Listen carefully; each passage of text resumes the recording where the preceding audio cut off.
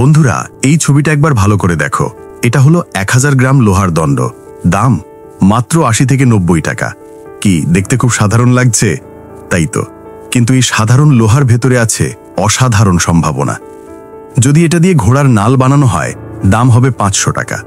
সুচ বানালে দাম পৌঁছাবে 40,000-এ। ঘড়ির স্প্রিং আর গিয়ার বানালে দাম লাফিয়ে উঠবে 40 লক্ষ টাকায়।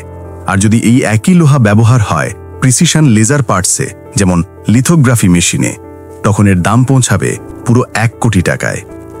এবার ভাবো, আসল ভ্যালু কোথায়? তুমি কি দিয়ে তৈরি সেটা নয়, বরং তুমি নিজেকে কতটা শানিত করেছো সেটাই নির্ধারণ করে তোমার প্রকৃত মূল্য। মনে রেখো, তোমার আসল দাম নির্ভর করে না তোমার অতীতের ওপর, বরং তুমি কি হতে চাও আর নিজেকে কতটা গড়ে তুলেছো তার ওপর। তাই নিজেকে শানিত করো লোহার মতো, আর বড় হও তোমার স্বপ্নের সমান। আল্লাহ হাফেজ।